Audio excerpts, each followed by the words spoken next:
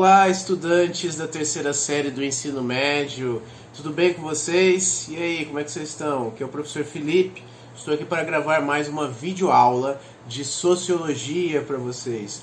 Semanalmente, né, nós temos aí a nossa videoaula, como vocês estão acostumados. Então, de olho na tela, vamos ver aqui o primeiro slide. O que nós vamos falar hoje? Nós vamos falar sobre democracia e partidos políticos.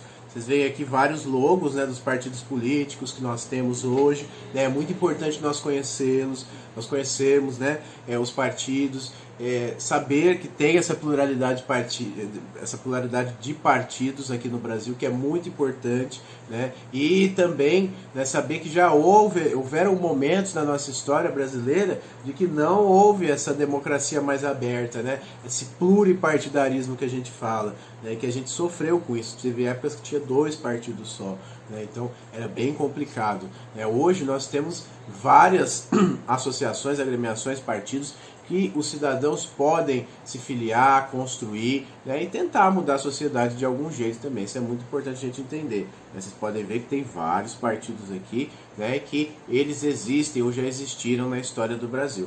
Tá bom? Vamos para o próximo slide e nós vamos entender agora, falar um pouquinho do regime político, tá? A partir da leitura do livro Sociologia Hoje, né, ele foi escrito em 2013, compreendemos que um regime político se define por um conjunto de instituições, leis e valores vigentes em uma sociedade, que intermedia a disputa pelo poder entre atores políticos. Então, é isso, tá? Um regime político é um conjunto de instituições, saúde pública, educação, segurança, né, governo, leis, constituição, valores, né, que o governo assimila a população, né, em uma determinada sociedade, determinado território ali, e que os atores políticos vão ali intermediando, né, a sua estada no governo, né, vão passando pelo governo normal.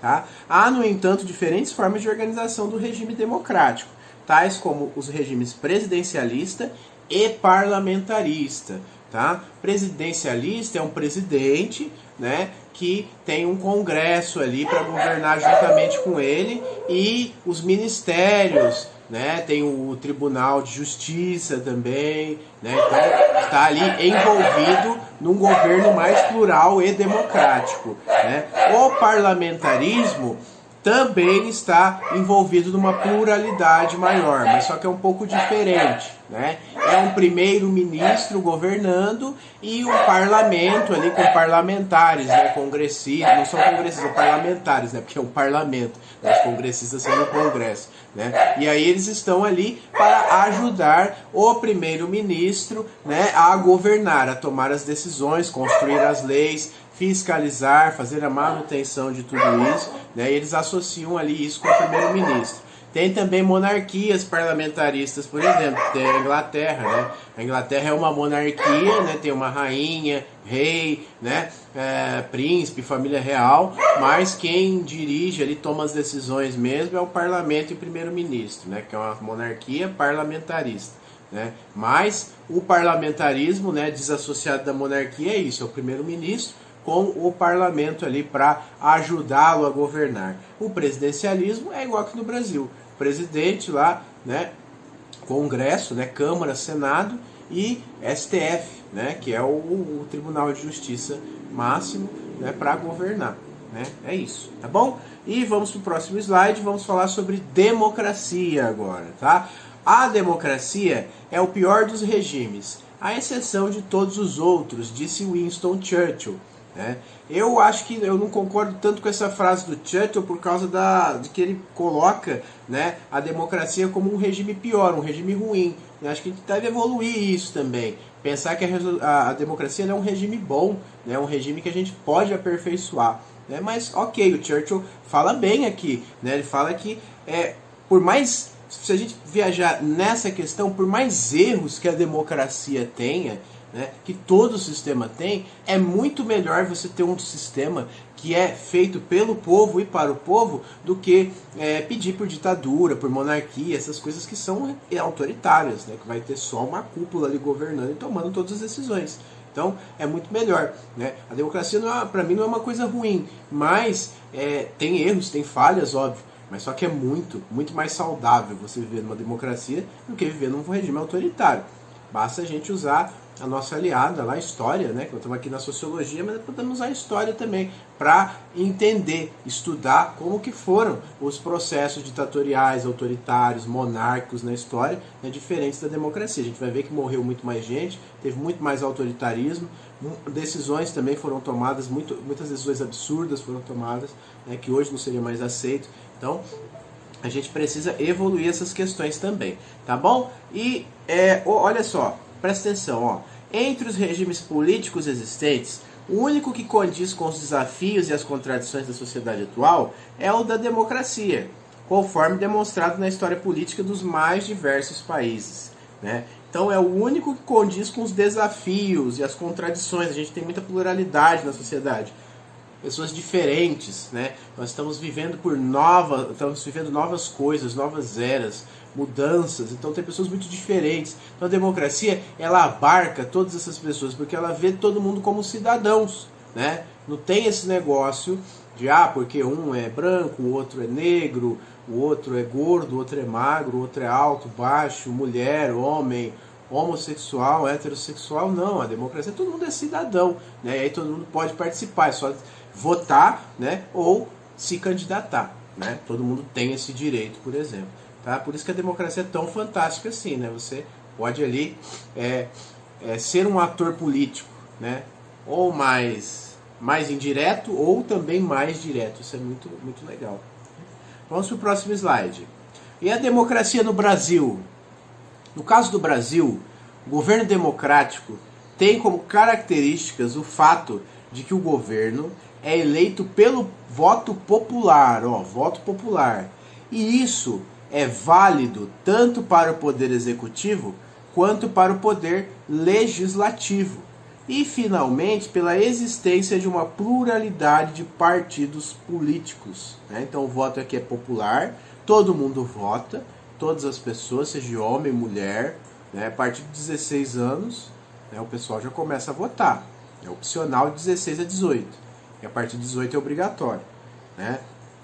O governo é eleito pelo voto popular, e isso é válido tanto para presidente quanto para a Câmara, né? Deputados, senadores, né? Os governadores e os prefeitos também estão no executivo, né? A gente tem que lembrar também das eleições municipais para prefeitos e os vereadores também no âmbito legislativo. Então a gente elege esses representantes, vota, eu, vocês, tá? Todos nós votamos, só basta ter idade, tá bom? E tem que ir lá, não pode deixar de ir, tá? É obrigatório. Vamos para o próximo slide. Os partidos políticos, para a gente finalizar aqui. Falamos que o Brasil possui uma grande pluralidade de partidos políticos, o que isso é muito interessante, né? E os partidos políticos são o quê? Né? Eles são associações formadas por pessoas interessadas na disputa do poder político, tá? Esses partidos têm, ou deveriam ter pelo menos, né, um programa de governo, tá? Partidos são instrumentos para nós modificarmos a sociedade. Se você não concorda com alguma coisa, né, você pode encontrar mais pessoas que não concordam com essa mesma coisa, um grupo, e talvez até um partido político, ou formar um partido político, né? Só que não é fácil, tem que reunir assinaturas, né? Tem que fazer um monte de coisas, também não é qualquer coisa que você vai fazer um grupinho, vai virar partido político, não, tem que ser de acordo com as regras, as normas do Tribunal Superior Eleitoral, né? Aí vai estar tudo lá, tanto de assinaturas, tem que ter tanto de membros, né? E aí mas se você tem uma indignação em comum, você pode achar outras pessoas que tenham também, né?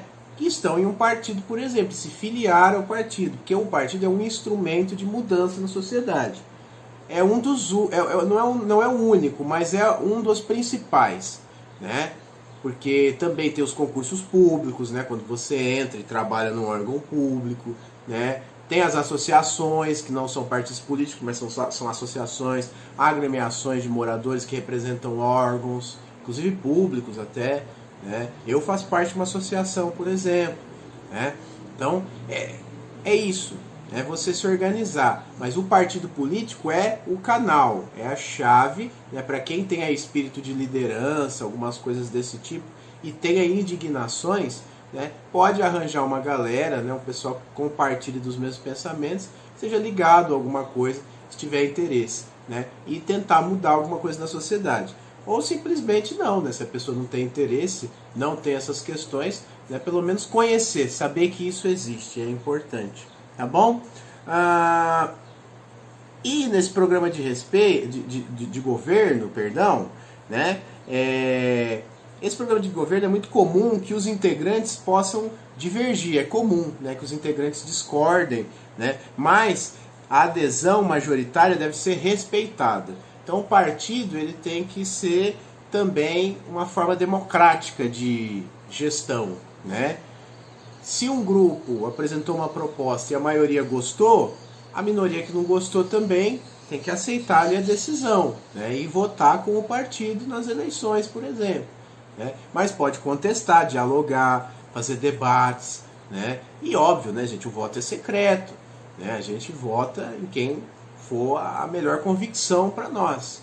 Né? Mas ali dentro do partido, nas reuniões, nas questões, você tem que ser ali coerente e fazer a democracia acontecer. Né? É um pequeno rascunho mais elaborado, né, de como que é a política lá no Congresso, né, no Executivo, por exemplo. Né? É dentro de um partido, por exemplo. Você vota para quem vai sair para presidente.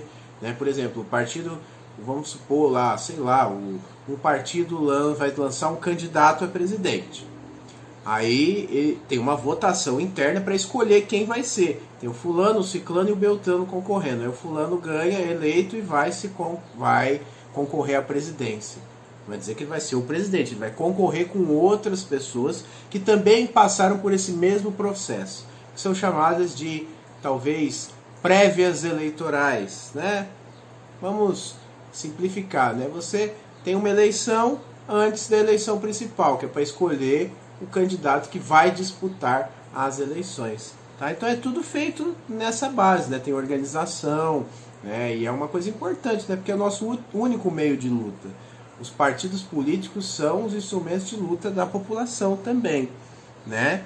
Em algumas democracias, as disputas eleitorais ocorrem em torno de apenas 2 grandes partidos políticos. Um mais próximo do que se convencionou chamar de esquerda e o outro de direita. Né? Só que a gente tem que tomar muito cuidado com essa associação, né? Quando a gente fala de alguns partidos, por exemplo, em alguns países. Estados Unidos, por exemplo, né? Nós temos essa questão desse bipartidarismo. Né? Só quem ganha é democrata e republicanos. Né? Mas apesar de ter núcleos de esquerda dentro dos democratas, eles são uma minoria muito pequena. Né? A maioria é uma coisa mais voltada ao centro-direita, né? Porque os Estados Unidos é uma outra história. Ali, gente, é o império do capitalismo, né? Que ele é totalmente ligado às filosofias de direita. Né? Então a gente tem que entender um pouco disso. Não é que isso é porque são 2 partidos lá, democrata e republicano, que republicano é de direita e democrata é de esquerda. Não. Né? Eles é um pouco mais elaborado do que isso. Né? Mas os democratas ali costumam ter um maior bom senso que os republicanos, isso é fato, tá? Mas tem vários outros países também que estão nessa questão de bipartidarismo, né? Não é institucionalizado, não é obrigatório, mas perceba, os partidos eram tão grandes, né? Tão gigantes, se tornam tão gigantes que os outros ficam inexpressivos e nem chegam lá, às vezes não conseguem nem 1% de intenção de voto, muito pouco. E aí acaba o bipartidarismo dominando. Só quem ganha é democrata ou republicano. Isso é muito velho, né, gente? Nos Estados Unidos vem de inovação, mas isso é muito velho. Isso já se fazia desde a época que, desde a Europa, né, com as questões das famílias reais. Tinha a política do café com leite aqui também. Né? Muita coisa relacionada em outros países. Sempre tem essa questão de ficar entre 2 ideologias, né? Mas que na verdade ali às vezes, né, comungam da mesma coisa. Por exemplo, quando são os interesses internacionais dos Estados Unidos, né? Você pode ver que os presidentes, né, democratas e republicanos divergem em muitas questões, né, principalmente internas dos Estados Unidos. Mas quando a política é externa, né, muda de figura. Eles são todos estadunidenses, né, ou como eles gostam de dizer, americanos, mas está errado. Tudo bem, eles são americanos também, mas eles falam de um jeito bem diferente que a gente está falando, né? Mas, enfim, quando a política é internacional, né, aí eles se alinham, né? Todo mundo pensa igual para favorecer os interesses dos Estados Unidos. É isso que eu quero dizer, tá?